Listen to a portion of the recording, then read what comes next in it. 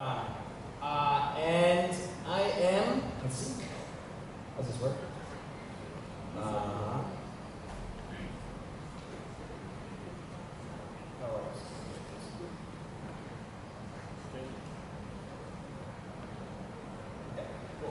And I'm excited to be back here in Hanoi. Actually, my first time in Hanoi was like 8 years ago, where I learned how to ride a motorcycle and then rode it through all of Vietnam. So, big fan of this country, big fan of all of its people, and I'm excited to be back here. Thank you for welcoming me back. But today, we're not talking about that, we're talking about Ethereum. So this is the event that I am a part of called DevCon. DevCon is the annual Ethereum event run by the Ethereum Foundation, and it's coming this year to Southeast Asia. 2 years ago it was in Colombia, before it was in Japan, before it was in the Czech Republic, and this year it is coming to Thailand. So your neighbor, very close, and if you want to learn more about Ethereum, this is the event where the entire Ethereum community will be together. But today we're not going to talk about DevCon, we're talking about Ethereum and the Ethereum ethos and why open source is important for longevity and resilience within Ethereum. But first, we can also talk a little bit about what are blockchains, why are they important, and what are they? And I would say blockchains are a new type of computer. They are not a computer in the traditional sense, not a computer in the sense that they are physical, but it's a new type of computer in the sense that it's a network that acts like a computer, right? You can write programs on Ethereum. You can deploy these programs, and these programs are executed according to a set of specifications, much like a computer. Some blockchains are computers with like one use case. In the case of Bitcoin, that is one use case. It's basically a computer that is used for a currency. In the case of Ethereum, it's a computer with many use cases, like a general purpose blockchain, a general purpose computer, much like we are familiar with today. But we already have computers. Why do we need a new type of computer? So let's recap a little bit about the computers that we have today. And some people like to break these down into Web 1, Web 2, and what we're working on today, Web 3.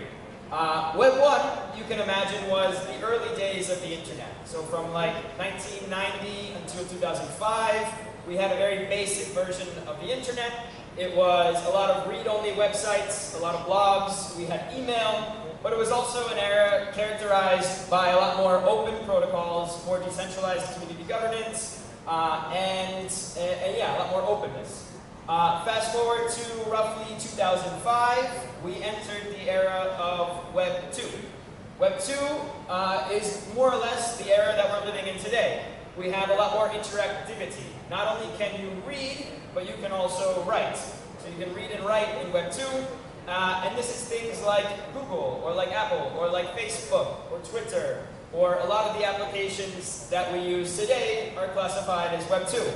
And they're more controlled by centralized corporations, centralized entities, which increase efficiency in some senses, but also bring with it some problems. And it's that in Web 2 corporations can sometimes stifle innovation. So in Web 2, corporate networks can kill your business if they choose.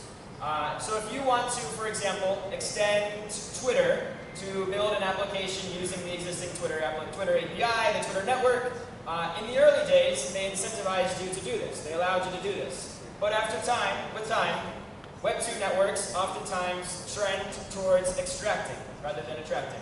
And they can kill your service if you're building on top of them.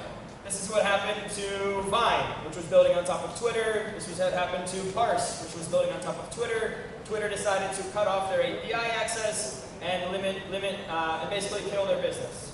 A similar thing happened with Zynga, which was building on top of Facebook.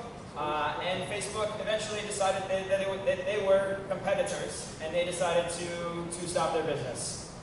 In Web 2, companies can also dictate who you pay. So, for example, PayPal or other payment service providers, if they don't like who you're sending money to, they can stop you from sending money there. They can freeze your accounts. They can censor you. And Web 2 companies can also silence you if they want. So in the case of Twitter, Twitter can, in some cases, ban presidential candidates. They can influence elections if they don't like the way that you are speaking or your specific views.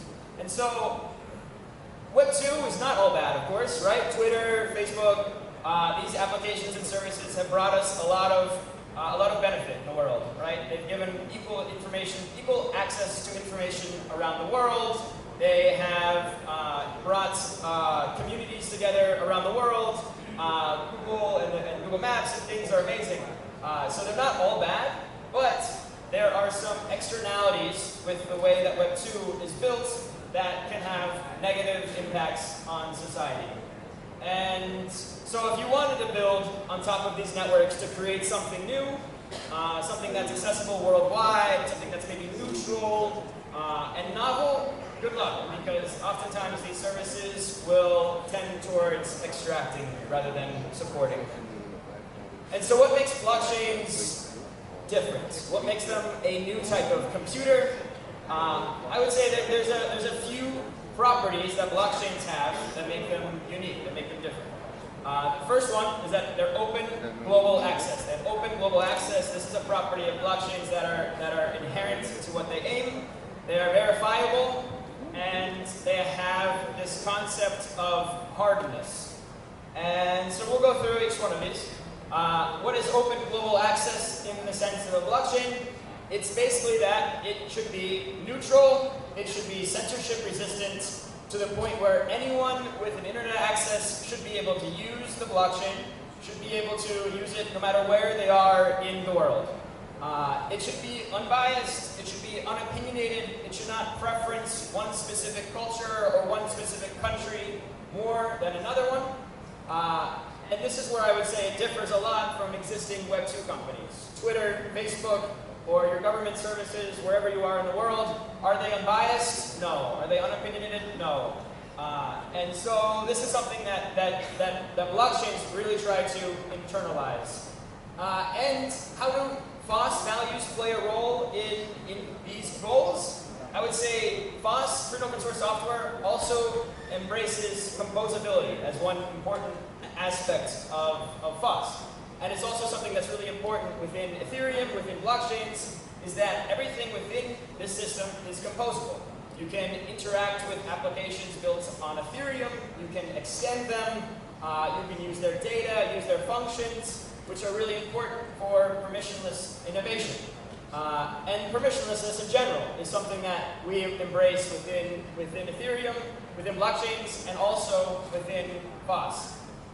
Anyone's able to use it, anyone's able to verify it, and anyone's able to contribute, which are important values for open global access. The second property that blockchains have that make them different is that they are verifiable, they're auditable. Anyone around the world, no matter where they are or who they are, should be able to download and verify the current state.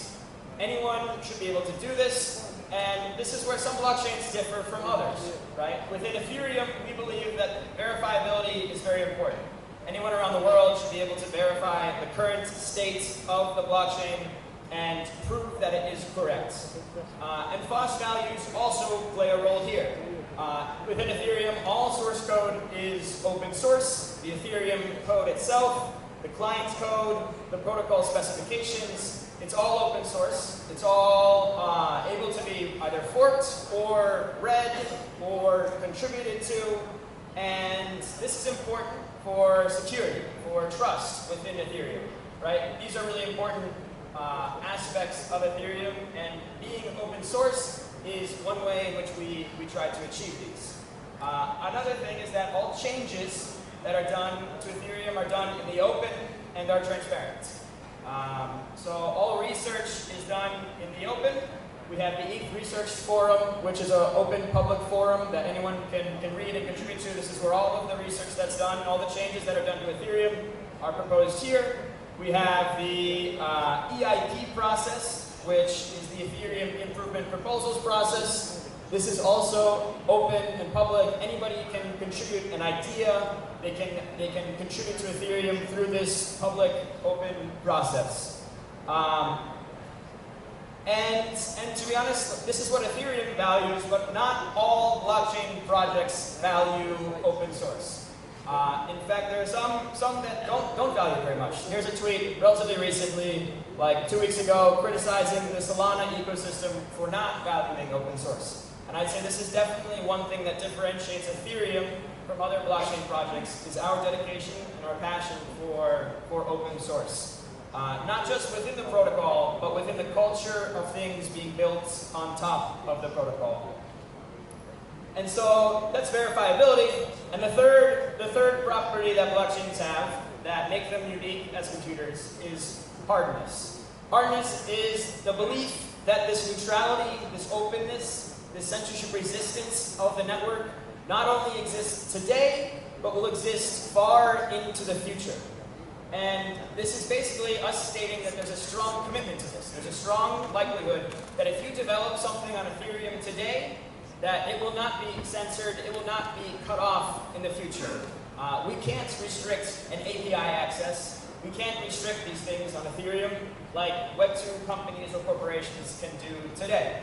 And this property, I think, is probably like the most important one for deriving trust from developers who want to build things that are open, accessible to everyone, and can live on for a long time.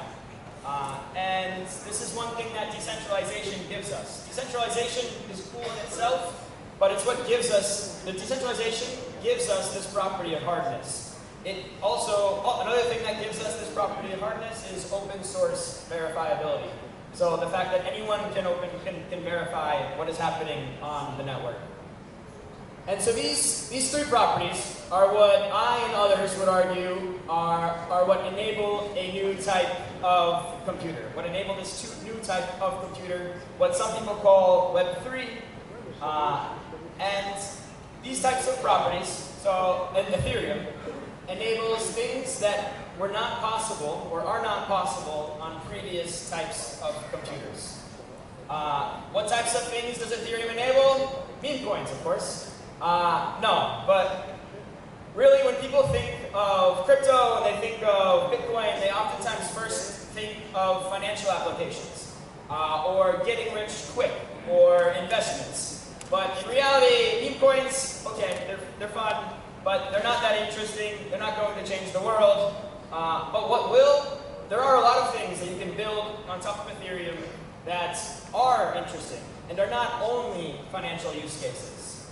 There are financial use cases like currencies, so Bitcoin, Ether in the case of Ethereum, and DeFi applications, which are open to anyone, no matter where you are in the world, are definitely interesting and are interesting use cases within Ethereum. But they're not the only use case. There's also use cases like property rights. Everyone here has probably heard of NFTs. In my mind, NFTs are basically just digital property rights. Digital property rights that are stored in a ledger, in a system that is neutral, that is censorship resistant. And there's a lot of use cases for having property rights stored somewhere where they can't be censored, where they can't be tampered with. Identity systems also are quite interesting applications, using things like permissionless reputation. So you don't need to depend on a government to give you an identity. If you're a refugee, you can get your own identity by reputation of your network. You can also use things like zero-knowledge proofs to prove your identity without revealing certain aspects of your specific characteristics, which give you privacy. There's also things like voting systems, having verifiable voting systems that are trustworthy and that are even private, using things like, again, zero-knowledge proofs, but also interesting infrastructure called MACI, Minimal Anti-Collusion Infrastructure. And social networks as well. So there's some new social networks out there. One is called Farcaster, maybe you've heard of it. But in contrast to Facebook, or in contrast to Twitter, these are open social networks, where the network, your network, is not owned by a company, it's owned by you. Your connections are owned by you. we can't cut off your access to Farcaster or your access to Lens because it's an open system. And these are quite interesting applications. Farcaster has gained a lot of traction in the recent months. And it's just one more application that you can build on Ethereum. Autonomous worlds for gaming, right? Everyone here has probably heard of play to earn. I think play to earn is kind of lame. It's like kind of bullshit. I think autonomous worlds are much more interesting. Or things where it's play to have fun. Like games where you can launch them on a network like Ethereum and they can live on forever are much more interesting in my mind. Like they can have endless simulations. Things like this are interesting. And so these are all types of things that you can build on Ethereum today. Many of these are not financial applications. Many of these are not tokens or meme coins, but they are applications that can really change the way that society works today. And they're possible because of the properties of blockchains, because of those unique 3 properties that blockchains have. And it's important to remember that we are still early in this mission. We're still early in Web3. I like to say that we're like in the 1990s, 1995 of the early days of the internet with Ethereum and with Web3, with crypto, right? Like in 1995, the internet was complicated. It was slow. It was difficult to use. Many people around the world doubted the internet. And this is where we are today. With Ethereum, it's complicated to use. It's sometimes slow. It's sometimes expensive. But these are all things that we are improving. We are improving as a global, open community. Things like making Ethereum UX simpler. We have upgrades coming to the network called account abstraction, EIP 4337, which basically will make it easier for anyone to use Ethereum.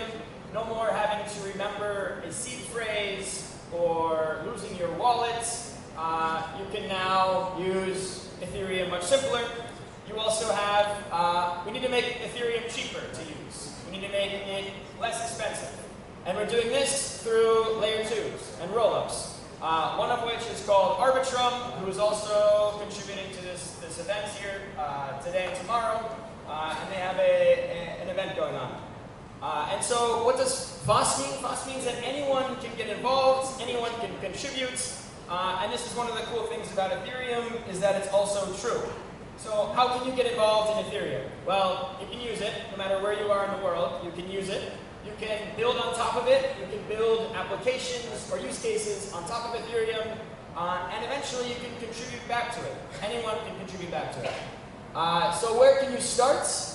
You can start by coming to the Ethereum Builder Day, which is tomorrow in Workshop Room 101. It'll be all day. And there you can learn about how to develop, how to build on top of Ethereum. And it will be much more in-depth. You can also stop by our Build on Ethereum booth, which is outside. You can join our Road to DevCon meetup on Wednesday. We have a meetup that will happen on Wednesday here in Hanoi. So if you want to come and join, you can talk to the booth. And you can join Arbitrum Builder Day, which is happening now in another room. Or you can host your own Ethereum educational meetup in Vietnam. We have a grants program that you can apply to get funding up to $1,000 to host your own meetup. And you can attend DevCon, which is the event coming to Bangkok in November of this year.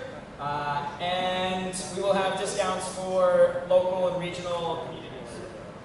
And yeah, hope you all can contribute. Hope to see you at the booth, or at the meetups, or at the Builder Day tomorrow. And thank you all for your time. Xin được cảm ơn bài chia sẻ về Ethereum của Skyler Weaver. Kính thưa quý vị thân mến, và ngay sau đây, trước khi đến với những phần tiếp theo thì cho Duy Khánh hỏi một chút rằng là tất cả các bạn sinh viên ngày hôm nay chúng ta tham dự ở đây thì có hiểu được 100% không ạ? Tại các speaker chúng ta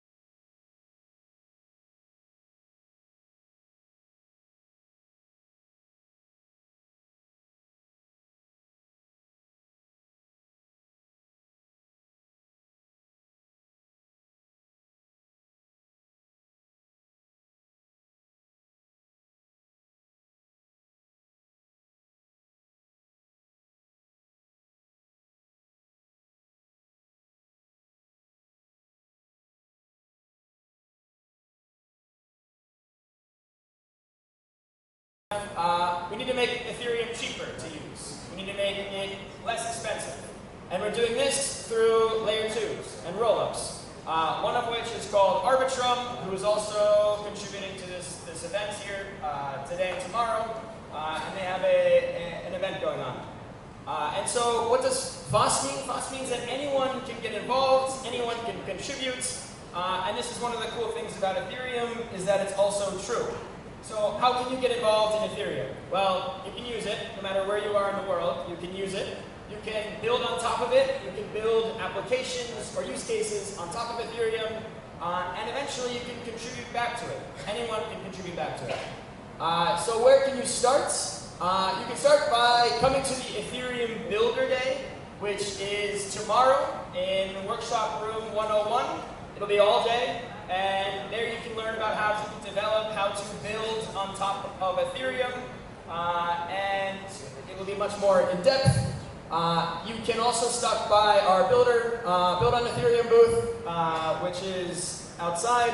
You can join our Road to DevCon meetup on Wednesday. We have a meetup that will happen on Wednesday here in Hanoi. So if you want to come and join, you can talk to the booth. And you can join Arbitrum Builder Day, which is happening now in another room. Or you can host your own Ethereum educational meetup in Vietnam. We have a grants program that you can apply to get funding up to $1,000 to host your own meetup. And you can attend DevCon, which is the event coming to Bangkok in November of this year. And we will have discounts for local and regional communities. And yeah, hope you all can contribute. Hope to see you at the booth, or at the meetups, or at the Builder Day tomorrow. And thank you all for your time. Xin được cảm ơn bài chia sẻ về Ethereum của Skyler Weaver. Kính thưa quý vị thân mến, và ngay sau đây, trước khi đến với những phần tiếp theo thì cho Duy Khánh hỏi một chút rằng là tất cả các bạn sinh viên ngày hôm nay chúng ta tham dự ở đây thì có hiểu được 100% không ạ? Tại các speaker của chúng ta thì dùng tiếng Anh, các bạn có hiểu không ạ?